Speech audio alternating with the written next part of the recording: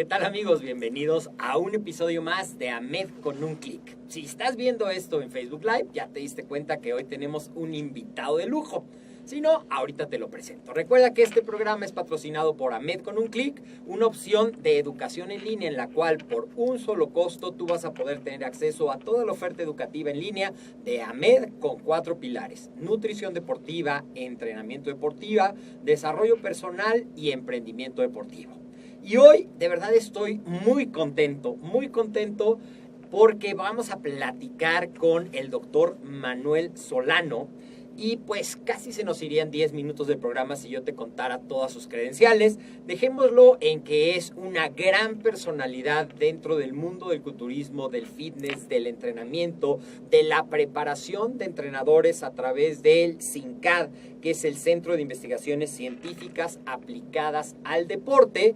Y pues, bienvenido, Manuel, muchísimas gracias por acompañarnos. Tenemos muchos años ya, 20 años conociéndonos, caminando senderos que tienen muchos puntos en común y por eso estoy tan contento.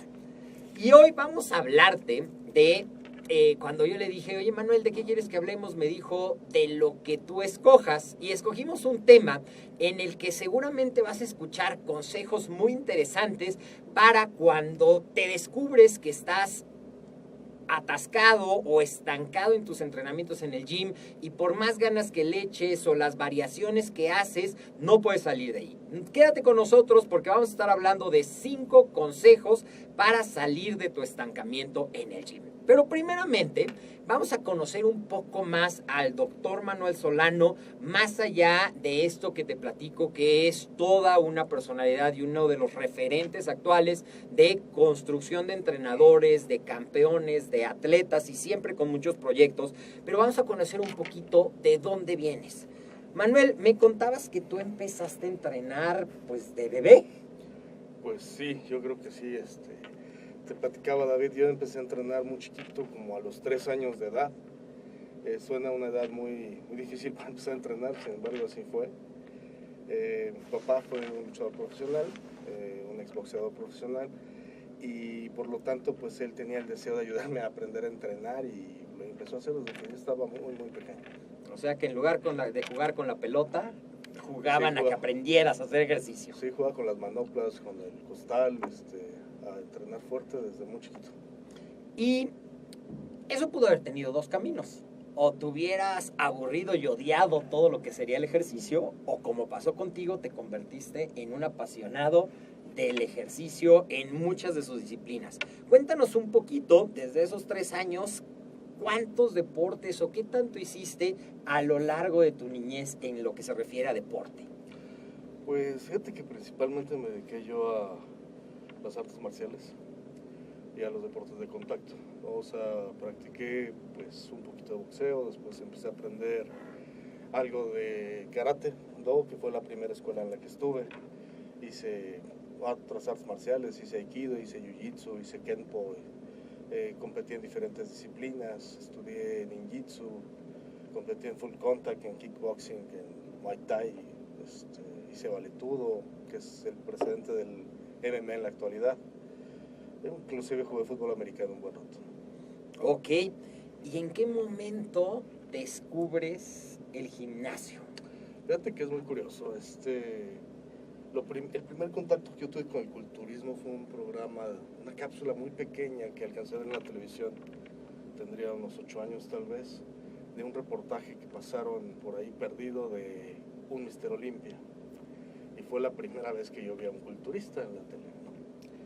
Tuve contacto con muchos luchadores profesionales aquí en México desde que recuerdo y veía que eran diferentes a las personas normales. Uh-huh. Sin embargo, pues algo no cuadraba, ¿no? Digo, sin quemar a nadie, pero el típico cuerpo de luchador profesional pues era diferente y más en los años 70. Sin embargo, conocí a un luchador que en aquel entonces se llamaba Darrell Dixon, que era un luchador extranjero. Y me llamó mucho la atención porque fue la primera vez que yo vi a una persona con definición muscular. Le vi su six-pack y vi que él hacía algo diferente, vi que él sacaba un topper a la hora de la comida y comía arroz con pechuga y vegetales y dije, ajá, ahí está el secreto, ¿no? Dije, yo creo que tiene que ver con la alimentación porque no comían muy bien los luchadores Dije, ya sabía que entrenaban y ahí aprendí que tenían que comer. Entonces empezó como que la búsqueda de ver qué se tenía que hacer, pero te hablo que yo tenía 8 o 9 años. Ok. ¿No? Que se tenía que hacer y empecé a investigar, empecé a leer revistas de las que se hacían en aquella época, las poquitas que llegaban de Estados Unidos. Y se me hacía muy interesante, ¿no? Ver cómo cambiaba el cuerpo de una persona por medio de la alimentación, del entrenamiento, que era lo que yo sabía hasta ese momento. No sabía más nada. Sin embargo, pues decía mucha información y ya a los 14 años cumpliditos empecé a entrenar ese día porque necesitaba ganar peso, yo era muy delgadito. Y necesitaba ganar peso para subir de categorías en las competencias. A los 14 años pisas por primera vez el kilo. Gracias. Y ya con esa mentalidad de estar investigando, de estar leyendo, me imagino que ya llegaste también con qué tenías que medio comer. Fíjate que sí tenía idea, sin embargo tuve la oportunidad y la fortuna de conocer a muchos especialistas desde muy joven, o sea, especialistas extranjeros, ¿no? Especialistas en nutrición, en entrenamiento, gente muy capacitada, ¿no? Con la cual tuve acceso en mis primeros años de entrenamiento. Oye, ¿y te acuerdas cuánto pesabas y medías a los 14 años? Sí, medía 1,82 m, pues a 63 kilos. 1,82 y 63 kilos. ¿Y qué pasó en los primeros 2 años de entrenamiento? Crecí como enredadera, hiciera lo que hiciera, pues aumentaba yo muy rápido, crecía demasiado. A los 16 años yo pesaba 90 kilos. A los 16 años habías subido prácticamente 30 kilos. Casi 30. ¿Y medías?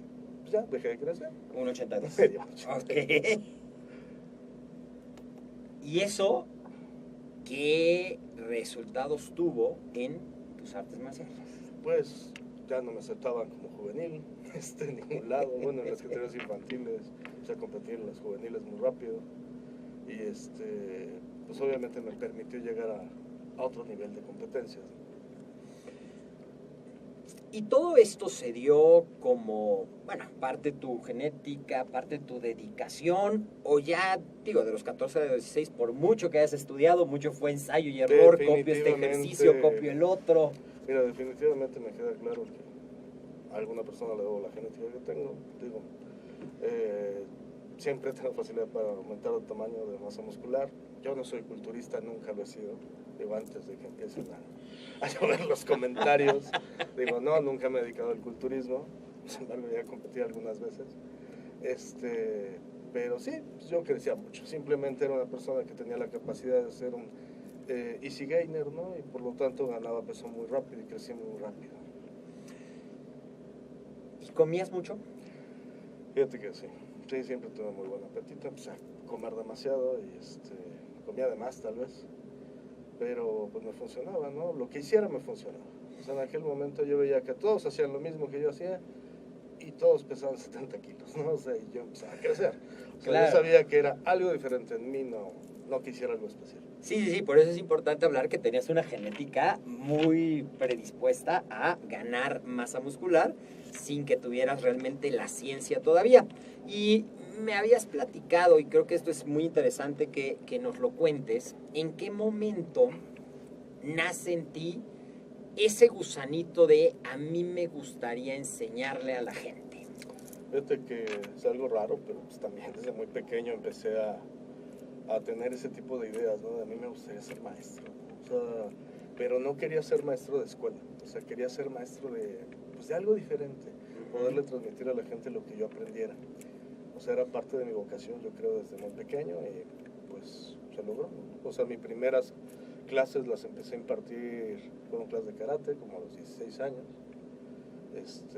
De la primera escuela en la que estuve, ahí tuve la oportunidad de dar clases.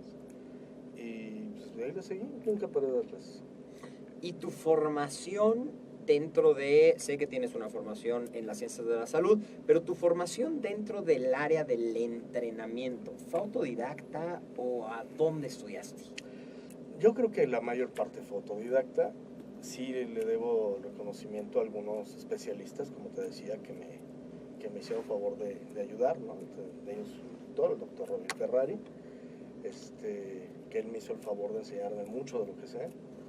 Digo, hubo otras personas que influenciaron mi carrera, ¿no? Como el doctor Alberto Cuevas Novelo, que fue yo creo que de los pioneros del entrenamiento deportivo en México. El doctor Juan Gonzalo Zavala, que también fue uno de los pioneros de la medicina del deporte en México, y que gracias a ellos aprendí mucho de lo que sé entrenar, ¿no? O sea, aparte tuve la oportunidad de convivir con especialistas de otros países, sobre todo ingleses, italianos, que están muy dedicados a la parte de la biomecánica y la fisiología del ejercicio y demás. Y con ellos estudié, pero no te puedo hablar de que estudié en una escuela como tal en entrenamiento, sino el poder tener contacto con ellos de manera recurrente, y así fui aprendiendo, ¿no? Y el entrenamiento como tal, pues yo creo que se aprende en los gimnasios, ¿no? O sea, y recorrí muchísimos gimnasios en todo el país. Tuve la oportunidad de lidiar con los entrenadores de aquel tiempo, vamos a omitir nombres, porque pues, es muy curioso cómo en aquel momento te trataban y cómo me tratan ahora esos mismos entrenadores. Y también con competidores pues profesionales, ¿no? Tuve la oportunidad de convivir con varios de los competidores que llegaron a la Olimpia desde hace muchos años, ¿no? Estar con ellos, conviviendo, viendo cómo entrenaban y demás, y pues, todo eso te acaba de formar. Oye, y entrando un poquito al tema del estancamiento, ya nos contaste, creciste casi 30 kilos en tus primeros 2 años, pero me imagino que llegaste a un estancamiento. ¿Cómo fue la primera vez que te dijiste, híjole, estoy entrenando y ya no está pasando, o ya no está pasando al ritmo que estoy acostumbrado que pase? Claro, fíjate que a mí me llegó más o menos como a los 18 años. Ok. ¿No? A los 18 años llegó el punto donde pues ya no cambiaba tanto, ¿no? O sea, de repente ya empezaba a crecer, pero ya no era igual, ya no era a la misma velocidad, ya no veía tantos cambios musculares y empiezas a generar mucha desesperación en tu cabeza, ¿no? Me quité la preocupación porque yo no podía subir más de peso por las otras disciplinas deportivas que hacía, pero de todas formas llegué a los famosos 100 kilos y llegué a los 100 kilos y de ahí no pasaba de los 100 kilos. Y entonces te genera una obsesión, ¿no? Por averiguar qué más puedes hacer, ¿no? ¿Qué más puedes hacer? Y te vuelves disciplinado con la dieta. Obviamente descubres cada vez más suplementos. Yo el primer suplemento deportivo que tomé, yo creo que lo tomé a los 8 años, ¿no? ¿Qué fue? O sea, que fue un producto que se llamaba de hígado de res deshidratado, que se llamaba Vilcam. Ok. Que hay toda una historia al respecto de ese producto.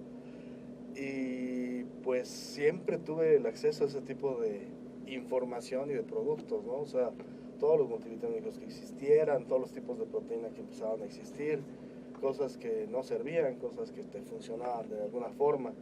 Sin embargo, empiezas a probar sistemas de entrenamiento, empiezas a probar cosas, ¿no? Para ver qué es lo que te puede ayudar a mejorar. Digo, se me hace interesante el tema que vamos a platicar hoy precisamente por eso.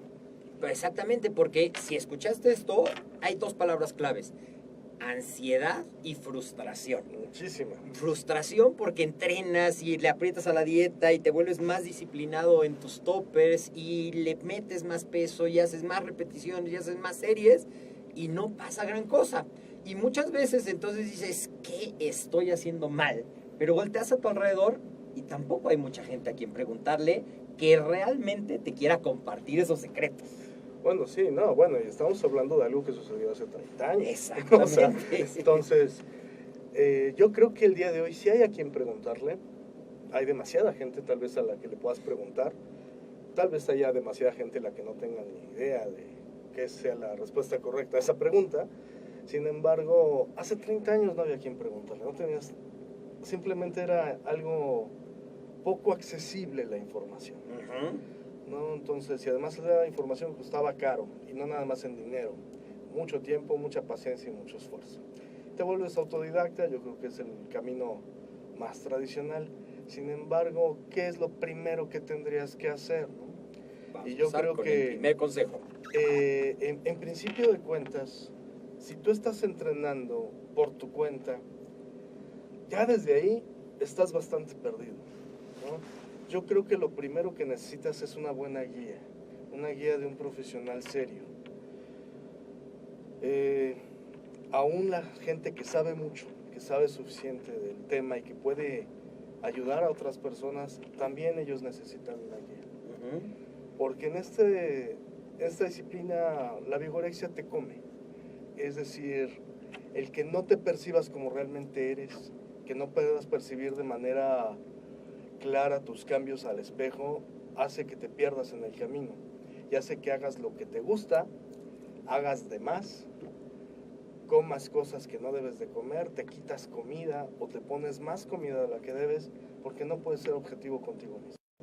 Muy difícil lograrlo. Yo admiro muchísimo a personas que se preparan solos.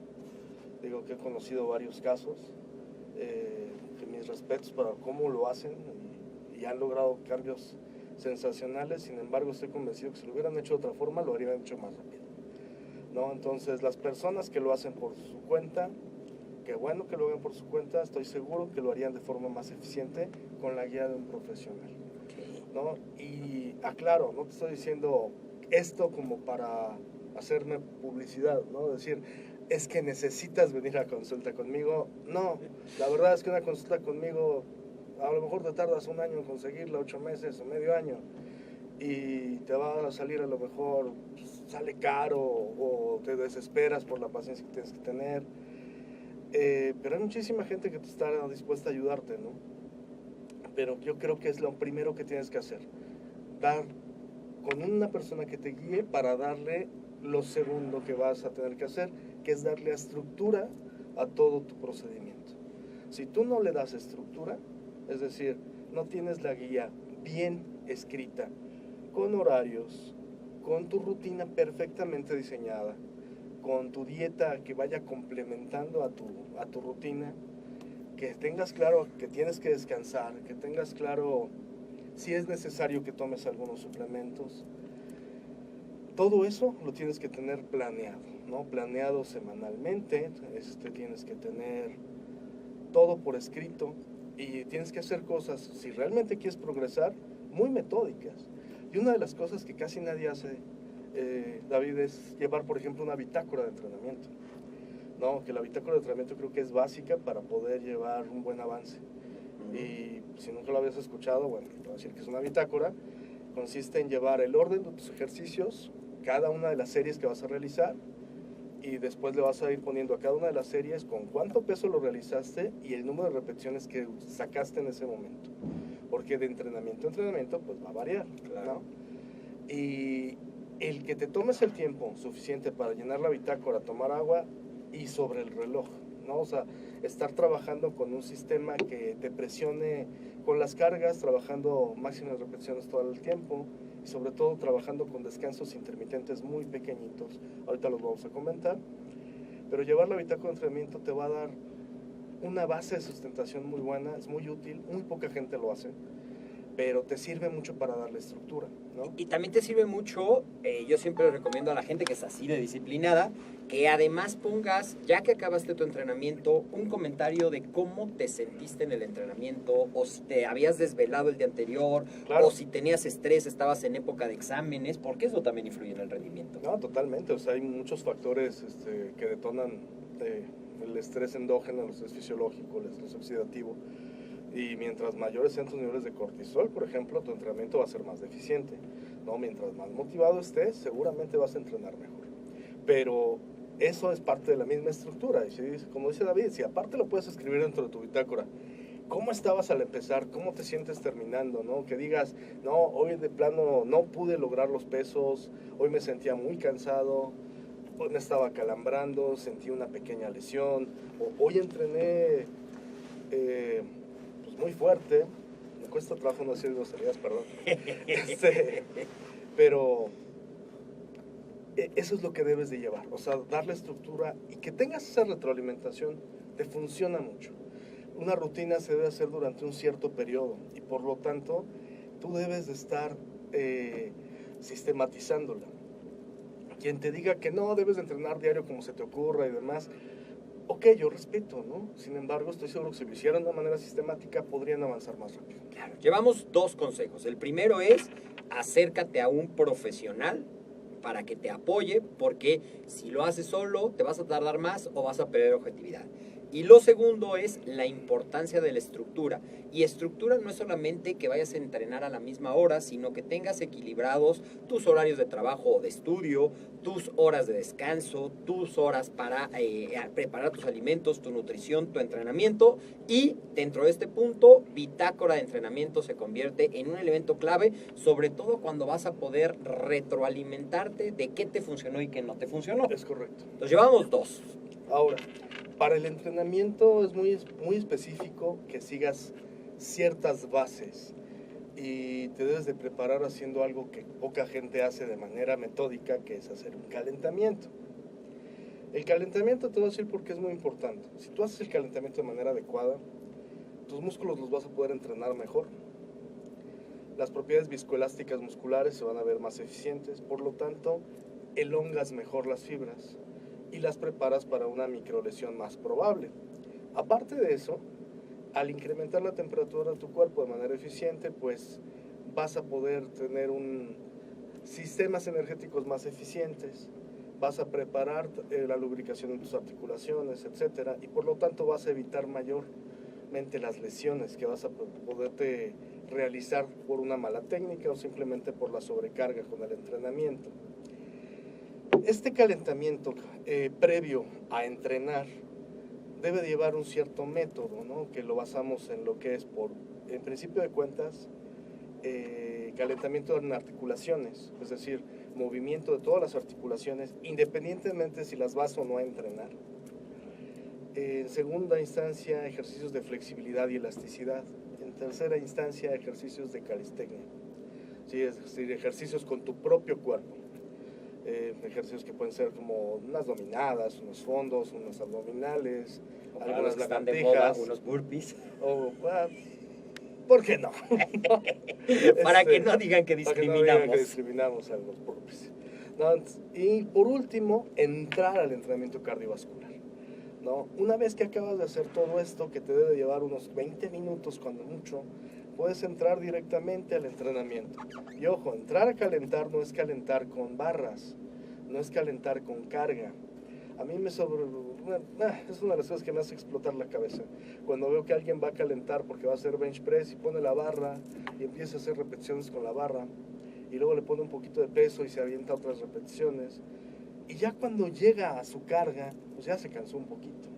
Y ya no va a poder hacer ese sobreesfuerzo máximo porque ya está desgastando sus reservas de fosfocreatina, por ejemplo. Está desgastando el ATP con el que está funcionando. Se está cansando, ¿no? Entonces, si vas a llegar a entrenar con una carga máxima, vamos a suponer el bench press de 100 kilogramos, y tú empiezas a hacer repeticiones con 40 y con 60 y con 80, seguramente podías cargar más de 100 y lo estás perdiendo, ¿no? La gente me dice, no, pero es que si yo llego con la carga máxima me duele, entonces no supiste calentar. El caso es que tienes que saber calentar para poder entrar con cargas mayores o máximas desde el principio de cada uno de los movimientos.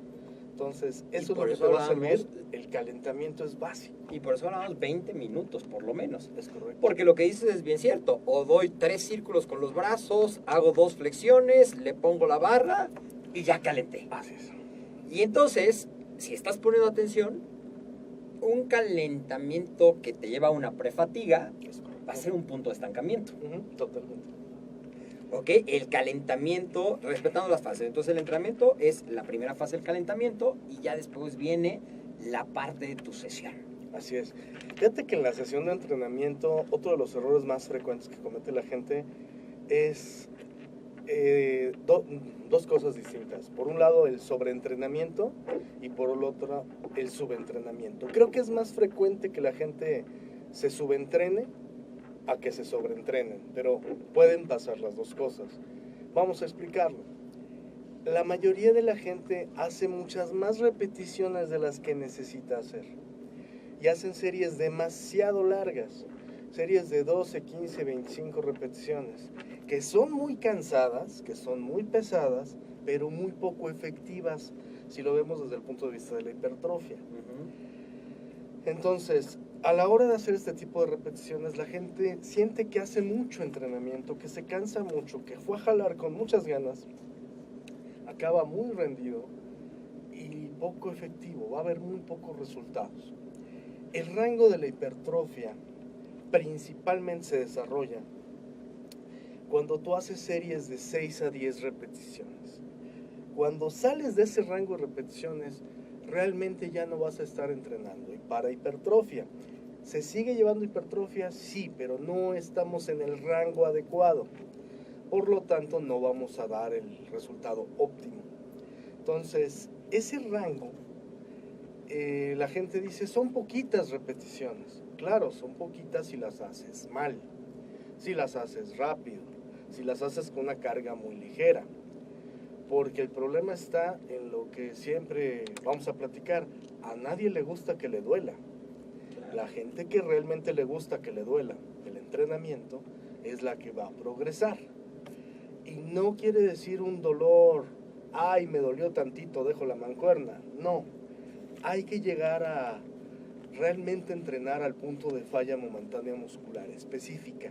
Y si tú llegas a ese punto de falla, cuando vas a llegar a la falla, te empieza a doler 3 o 4 repeticiones antes. El dolor empieza a ser muy intenso, ¿sí? O sea, es realmente un dolor que te cuesta mucho trabajo seguir haciendo repeticiones antes de llegar a la falla. Y la falla no es que te duela, no es que te arda, no es que te canses, es que ya no puedas contraer más un músculo. De esa manera, si tú empezaste con el dolor en la 6ª repetición, en la 8ª estás en un dolor muy intenso, en la 9ª ya no puedes más y probablemente en la 10ª repetición llegues a la falla. Llegar y entrenar a esa intensidad, muy poca gente lo sabe hacer, muy poca gente lo quiere hacer. Dicen que lo quieren, realmente no lo quieren, porque el día que lo sienten, lloran, ¿no? Entonces hay que entrenar a la falla muscular, hay que entrenar a la falla muscular entre la repetición 6ª y la 10ª. Repito, la mayoría de la gente hace muchísimas más repeticiones, muy cansadas, muy largas, pero muy poco efectivas. Y ese es el otro punto del estancamiento, ¿no? Hacen demasiadas repeticiones, se sobreentrenan. Cuando la persona digo que se subentrena es porque si le decimos que haga 10 repeticiones, efectivamente hace 10 repeticiones. Y viene la segunda serie y hace 10 repeticiones. Y viene la cuarta serie y hace 10 repeticiones. Y me queda claro que si hiciste 10 repeticiones en la cuarta serie, en la primera serie te salían 14. Y no te esforzaste lo suficiente. Porque si en la cuarta serie ya con trabajo sacaste 10, como mucha gente me dice, no, en la cuarta serie, ay sí, para llegar a las 10 me esforcé muchísimo. ¿Y por qué no te esforzaste así desde la primera serie? Hubiera estado mejor, ¿no? O te faltaba carga o te faltaban repeticiones. Y si ibas a hacer más de 10 repeticiones, repite tu serie, su serie no iba a servir. Necesitabas tal vez haber empezado con más carga. Y eso pensando en que lo hayas hecho con una buena técnica, ¿no? Que no hemos hablado de la técnica. Pero el caso es que o te subentrenas no haciendo, no llegando a la falla, o te subentrenas porque haces con una carga cumplidora que te permite sacar 4 de 10 aunque no te estés esforzando a tu máximo y aunque no te duela lo suficiente. O bien haciendo demasiadas repeticiones te estás sobreentrenando. Entonces, el punto es que la mayoría de la gente entrena cumplidor. Es decir, hice mis 8 ejercicios, 4 series de 10 repeticiones, palomita, me voy a mi casa bien contento, ya jalé, ya me cansé, ya sudé y no veo ningún avance porque como ya me acostumbré a la rutina ya no me duele, ¿no? Y el dolor tardío post-entrenamiento es uno de los mejores indicadores para saber si hiciste o no hiciste bien las cosas. La gente me dice siempre cosas muy simpáticas como ya cámbiame la rutina porque ya no me duele. Le digo, perdón, yo tengo entrenado 30 años y siempre me duele algo, ¿no? O sea, puedo hacer la misma rutina muchísimo tiempo y me tiene que doler porque la hago efectiva. O sea, que tú necesites un desacostumbramiento de las fibras y sorprenderlas con una rutina nueva es más psicológico que otra cosa, pero sí puedes estar cambiando la rutina y por eso se cambian las rutinas cada 8, 12, 16 semanas, pero si no te duele, no estás haciendo nada muy efectivo que digamos. Y retomando un poquito, porque es una de las cosas que más frecuentemente nos preguntan, ¿cada cuánto tengo que entrenar un músculo? O de otra manera, ¿cuánto tengo que dejar descansar un grupo muscular antes de volverlo a entrenar? Mira, en condiciones ideales, deberías de estar entrenando tu músculo nuevamente cuando te está empezando a dejar de doler.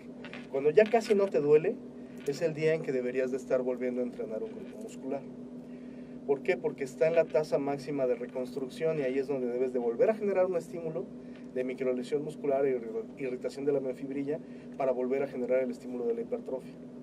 Entonces, ese es el mejor momento. Sin embargo, no podemos hablar de cuántos días exactamente. ¿Por qué? Porque la capacidad de recuperación muscular de cada persona es diferente, porque el dolor lo percibimos todos de manera diferente y además dependerá mucho de la intensidad con el que hayas realizado tu entrenamiento.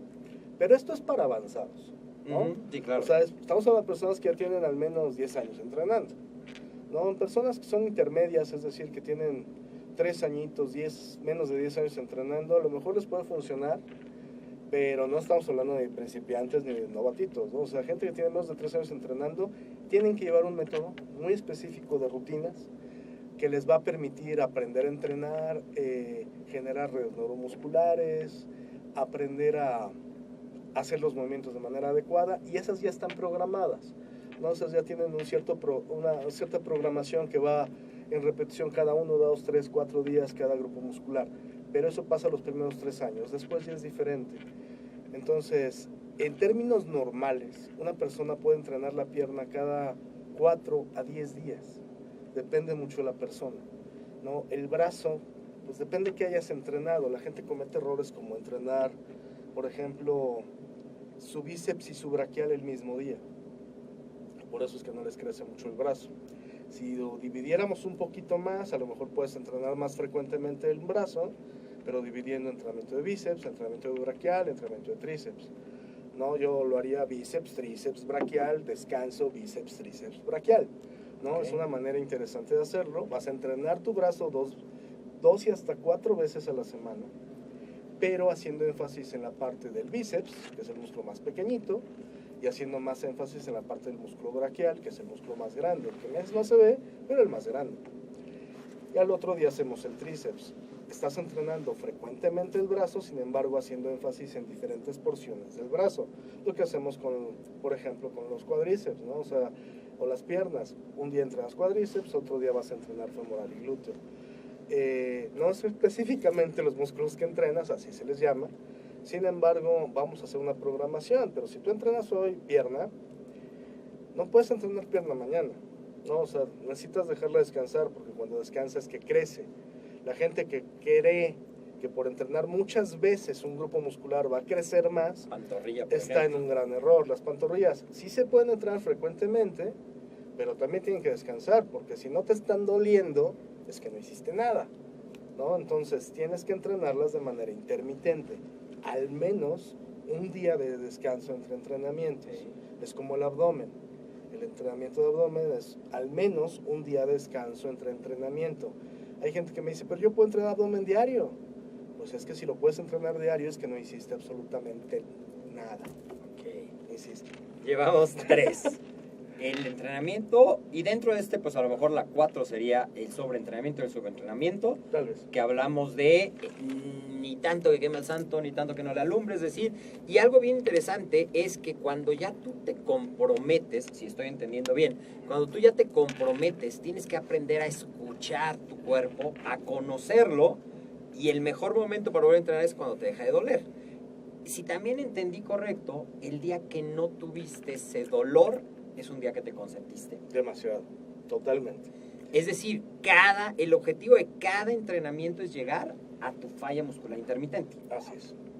Y ahora, por otro lado, relacionando parte de este sobreentrenamiento o subentrenamiento, vamos a relacionarlo con la técnica. Mucha gente entrena, o la mayoría de la gente entrenan con una carga que realmente no pueden manejar y sacrifican la técnica al ponerle una carga que no deberían de estar manejando. Entonces, vamos a tener personas que, por ejemplo, van a hacer curl de brazo con barra Z y le ponen 15 kilogramos por lado, pero se empiezan a apalancar haciendo esfuerzo realmente con su espalda baja, meten los hombros y a un amiguito, ¿no? Entonces, realmente no están utilizando sus brazos, están utilizando músculos accesorios que no deberían de estar utilizando. Sacrifican la técnica, se exponen a lesiones y aparte cansan al de enfrente, ¿no? Entonces, no va a ser efectivo, ¿no? O sea, no porque cargues 1 kilo más, que no lo estás cargando tú, sino tu amigo o tus otros músculos, vas a obtener mejores resultados, ¿no? La gente lo hace más bien por ego, porque quieren cargar más y más kilos. Y el entrenamiento de culturismo pues sirve por cómo te ves, no por cuántos kilos levantas, ¿no? Si tienes la intención y la ilusión de cargar muchos kilos, pues puedes hacer halterofilia, puedes hacer CrossFit profesional, puedes hacer levantamiento de poder, puedes prepararte para el hombre más fuerte del mundo. El culturismo no es así. El culturismo es verte bonito, ¿no? Y para eso necesitas una programación y sobre todo una técnica muy adecuada en los ejercicios. Entonces, con una sobrecarga, pues no lo manejas bien y vas a ser un déficit en tu técnica. Entonces, este es otro de los puntos de estancamiento de la mayoría de la gente, que hacen técnicas deficientes para ejercicios muy básicos, ¿no? Y bueno, si los básicos se les dificultan, los demás con mucha más razón. Pero el problema es que cometen este tipo de errores de técnica, ¿no? Y la técnica se basa en algo que se llama biomecánica, y si tú rompes esos parámetros de biomecánica, que son muy sencillos de entender, pues lógicamente vas a generarte un problema a la hora de realizar el movimiento y vas a dejar de ser eficiente. ¿A qué me refiero con estas cosas muy básicas? Pues los músculos se van a mover por medio de la articulación de bisagra que tengan. Y si tú tratas de sacar de ese eje a tu bisagra, vas a estarte lastimando, ¿no?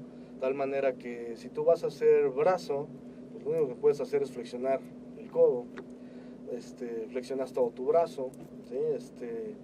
Y por lo tanto, si tú tratas de hacer cualquier otra cosa diferente, probablemente te vas a lastimar, ¿no? O sea, lo mismo si vas a hacer una dominada, en el momento en que tú quieres sacar del eje tu hombro, ¿sí? Y la articulación completa, vas a estresar el manguito rotador y probablemente te generes una lesión posterior, ¿no? ¿Qué es lo que pasa con la gente cuando quiere hacer, por ejemplo, dominadas tras nuca o jalones de lat machine tras nuca? Lo único que están haciendo es pues subluxar su articulación, y al subluxar la articulación van a generarse una lesión por estrés muscular, ¿sí? A la larga. Y hay mucha gente que dice cosas como, no, yo lo he hecho muchos años y no me he lastimado. Nos vemos en otros muchos años a ver si te queda algo del hombro. Digo, al fin y al cabo es su decisión. Y hay gente que está muy fuerte, que dice, no, pero a mí me funciona bien, mira, chécale, ¿no? Qué bien me está funcionando.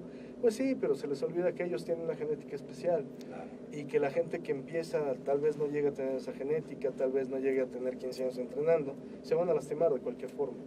Entonces hay mucha desinformación al respecto. El otro día leía un post muy simpático. Una persona estaba explicando qué tanto daño hacía sacarte del punto adecuado biomecánico tu articulación del hombro al hacer esos ejercicios. Y alguien le decía a otra persona, oye, pero tú nos mandas ese ejercicio, ¿cómo ves? Dice, no, es que si lo haces correctamente tras nuca no te lesionas. O sea, ese enunciado ni siquiera puede ser cierto, ¿no? O sea, pero bueno, era su manera de decir, no, yo no la estoy regando. O sea, sí, ese post está correcto, pero yo conozco el secreto claro, oscuro de cómo hacerlo tras nuca sin lastimarte, ¿no? O sea, no puede pasar eso. O sea, simplemente hay una manera correcta de hacerlo y las demás no lo son, ¿no? Claro, hay adecuaciones dependiendo de cómo esté tus articulaciones y tu cuerpo en general, ¿no? O sea, por ejemplo, no todo el mundo puede hacer la misma técnica para todos los movimientos, pero ya son casos muy especiales. Pero incluso también eso ya está estudiado, donde hay progresiones y regresiones de los ejercicios. Para quien no tiene desarrolladas las capacidades coordinativas para realizarlos. Sí. Y escuchándote me queda algo clarísimo, que creo que es uno de los puntos que más nos une. Si realmente quieres tener resultados, además de asesorarte con un profesional, tienes que tomar la responsabilidad de aprender. Tienes que estudiar. No para volverte entrenador si no quieres, pero tienes que aprender para poder sacar mejor provecho a tus entrenos. Sí, porque por mejor que le vamos a explicar a una persona, no estamos con él. O sea, cuando está realizando las cosas, ¿no? Yo le voy a dar una rutina escrita a una persona, pero no puedo estar seguro que sepa hacerlo. Es más, aún sabiendo hacerlo, y creo que mientras mejor sabes entrenar, por desgracia puedes cometer más errores, porque pues a la gente que nos gusta entrenar, nos emocionamos entrenando y de repente cargamos más peso del que debemos y sacrificamos técnica también, ¿no? O sea, necesitamos de repente tener a alguien que también sepa al lado de nosotros para que nos diga, oye, lo estás haciendo mal. O sea, porque por mejor que sepas entrenar, no tenemos esas cámaras periféricas viéndonos para ver si estamos en equilibrio de movimiento y si no estamos palanqueando y si no estamos haciendo mala técnica. Por eso es importante que también conozcas, ¿no? O sea, que entiendas cómo se hace el ejercicio, no nada más que te los aprendas por nombre, sino que verdaderamente sepas cómo se ejecuta, qué músculos intervienen, porque si por ejemplo en un bench press inclinado te duelen los hombros, seguramente estás haciendo algo mal. Y 8 de cada 10 personas cuando hace bench press inclinado le acaban doliendo los hombros, y es porque están haciendo mal el movimiento, ¿sí? Mucha gente me dice, no, pero es que yo no siento trabajo en tal parte del músculo con ese ejercicio. Pues qué raro, porque haces para esa parte del músculo. Entonces no sabes hacerlo y no estás entendiendo cómo hacer el movimiento que te permita trabajar la parte muscular que específicamente se quiere. Entonces necesitas aprender un poquito de anatomía muscular, anatomía articular, anatomía ósea. O sea, no te necesitas volver un experto, pero necesitas entender para qué es cada uno de los movimientos y no nada más imitar un video, tienes que entenderlo, ¿no? Y para entenderlo hay que estudiar un poco. Exactamente. Y un consejo, ¿tú recomendarías ahora con lo fácil que es tomar tu teléfono y grabarte? Creo que puede ser una retroalimentación mucho más efectiva que cualquier choro que alguien te pueda dar, ¿verdad? Totalmente. O sea, ver que realmente lo estés haciendo y que te veas desde atrás, que te veas en un ángulo, siempre te va a servir mucho, ¿no? Porque verte en el espejo te concentras más en, qué mamado me estoy poniendo, pero por desgracia no necesariamente estás viendo la técnica, ¿no? Necesita verte alguien más. Y esos videos pues, se los mandas a tu asesor y seguramente te puede hacer una retroalimentación más adecuada, ¿no? Claro. Y bueno, ya fuimos 5, te los voy a repetir rápidamente. Asesórate de un profesional, dale estructura, bitácora de entrenamiento, entrena respetando cada una de las fases, respeta el subentrenamiento y sobreentrenamiento. Ten mucho cuidado con eso, que lo podemos recibir en demasiadas repeticiones consintiéndote, con poca carga o muchas repeticiones con la carga que no te va a permitir descansar para recuperarte. Aprende a escuchar tu cuerpo, respeta la técnica de entrenamiento. El pilón es prepárate, estudia. Y aquí es donde quiero preguntarte un poquito. En AMED ya saben que tenemos toda una gran oferta de cursos, pero ¿dónde puede contactarte la gente que quisiera tomar algún curso? Que déjenme platicarles algo. Si tú realmente estás comprometido con aprender, hay cursos que valen mucho la pena. Gracias. Y que requieren realmente un esfuerzo porque no regala calificaciones. No. Pero tienes cursos así como para principiantes, para gente que no está así de comprometida. Fíjate que tenemos un curso que yo creo que es el de inducción, por así decirlo, que se llama Metodología del Entrenamiento. No, este curso de Metodología de Entrenamiento sí es totalmente para principiantes. Justamente explicamos todos estos puntos y uno más que no quiero dejar de mencionar para este programa, que les vamos enseñando a entrenar. O sea, realmente en ese curso aprendemos a entrenar desde la base, ¿no? Desde cómo agarrar una mancuerna y por qué se agarra así, ¿no? Explicamos cada ejercicio, cada parte de la técnica, estas partes que estamos hablando de táctica y de estrategia a la hora de entrenar, todo lo que es la metodología del entrenamiento, ¿no? Les enseñamos a hacer planeación, les enseñamos cómo estructurar las rutinas y por qué. Y este curso lo damos normalmente una vez al año, lo damos en los meses de enero o febrero normalmente. Ese sí, el curso nunca me ha fallado, todos los años ya desde hace como 23. Lo damos siempre, ¿no? Digo, tenemos otros cursos de capacitación relacionados con muchos temas, de nutrición, suplementación, de entrenamiento, ayudas ergogénicas, biomecánica y kinesiología, no sé, hay una infinidad de temas que manejamos. Sin embargo, yo creo que es un curso básico que cualquiera que empiece a entrenar pesas o inclusive que ya lleva un tiempo puede tomar para mejorar mucho su técnica. ¿En dónde pueden buscar la información? Normalmente tenemos todo publicado en mi perfil de Facebook. Estoy como Manuel Solano, en mi fanpage. Tenemos una página que se llama SINCAT Formación. Ahí también podemos encontrar toda la información. Tenemos otra página que se llama Dragones Alfa. Ok. Perfecto. Básicamente ahí vemos todo. Vamos a estar, estos sitios van a estar en las notas del programa para que puedas acercarte si decides, ya te diste cuenta que tiene muchísimas cosas que compartir, que tiene un estilo de decirlo que dices, sí, claro, no lo había pensado de esa manera, es tan lógico que no lo había pensado de esa forma. Y ya nada más, porque no nos va a dar tiempo en este programa, pero nos queda la semillita para otro, de dentro de este estancamiento, que ahorita nos centramos mucho en lo que es el entrenamiento, ¿qué papel juega la nutrición? Híjole, es yo creo que la base, o sea, por más que tú te esfuerces a entrenar, por más que tú le pongas énfasis a tus tiempos de entrenamiento, tu descanso, que si acabes adolorido, que llegues a tu punto de falla, si no tienes una buena nutrición para compensarte, pues nunca vas a lograr nada, ¿no? Si no le das la suficiente cantidad de nutrimentos, de macros, de micros, etcétera, a tu cuerpo, nunca vas a lograr nada, porque no va a haber material de reconstrucción muscular. El entrenamiento es un sobredesgaste, ¿no? O sea, es demasiado lo que le puedes producir a tu cuerpo, ¿no? Y no nada más en kilocalorías, sino en gramos de proteína que desintegra simplemente, ¿no? Y si no le das a tu cuerpo esa entrada nuevamente, no vas a lograr un avance. Pero antes de que nos vayamos, déjame acabar un punto, que claro, yo creo que es súper básico, para lo que nos referimos al estancamiento. Te voy a decir dos cosas. Uno, los tiempos de descanso intersets. Mencionábamos que debes de descansar una cierta cantidad de días entre grupos musculares, pero durante el entrenamiento, entre cada serie debes de descansar una cierta cantidad de tiempo. Para músculos chicos 30 segundos, para músculos grandes 45. Se oye mucho, créanme que es muy poco tiempo. Si lo haces a esta intensidad llegando a la falla, el tiempo se te va súper rápido y no lo logras. Al principio sí estás logrando tus 30 segundos, después convierte en 35 y después en 45, ¿no? Una buena sesión de entrenamiento debe ser muy rápida, debe durar 40 minutos, 45 minutos, ¿no? Donde hayas podido hacer a lo mejor unos 12, 13 ejercicios. Y aún con esta técnica, ¿no?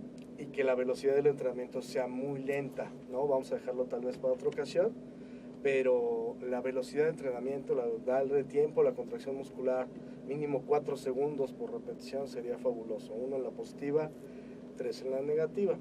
Y lo extra que te quería decir del estancamiento, fíjate que poca gente habla de esto. ¿Qué pasa cuando te estancas que en un ejercicio que ya no puedes cargar más peso y tú quieres cargar más peso? Hay dos formas de romper el estancamiento en cuanto a fuerza, ¿sí? Y son dos protocolos diferentes. El primer protocolo es el más tradicional, muchos autores lo hablan de él, que consiste en estimular la fuerza haciendo repeticiones de 4 a 6 a una velocidad de 1 a 2 segundos, 1 en la positiva, 2 en la negativa. Esa es la manera más tradicional de hacerlo, es bastante efectiva. Hacer solo ese ejercicio durante 4 semanas seguidas de esa metodología, cuando regreses a hacerlo para hipertrofia te va a funcionar muy bien.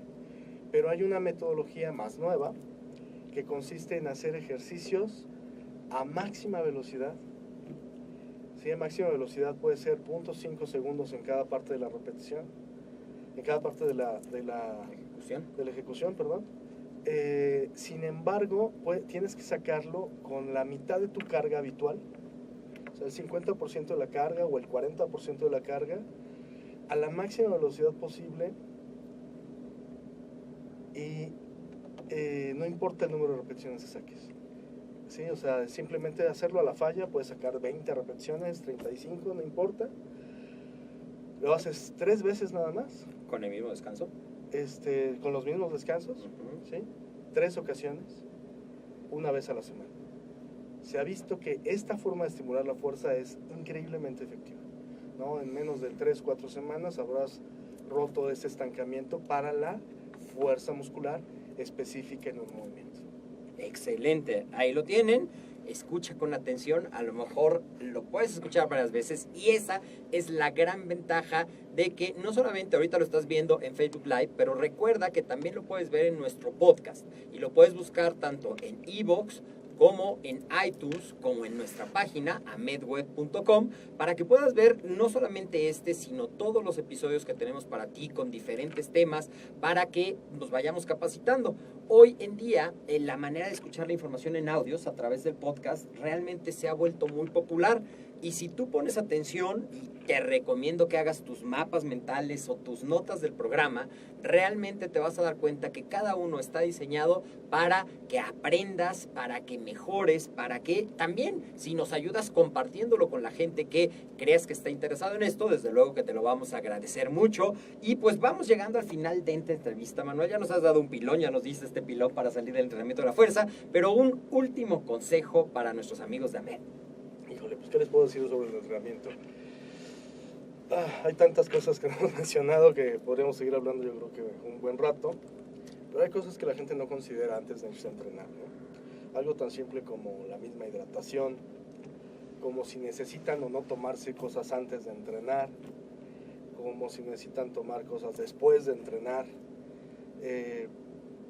las cosas tan simples como llevar una toalla, limpiar un aparato, ser ordenado, respetar al gimnasio, respetar al equipo, respetar a las demás personas.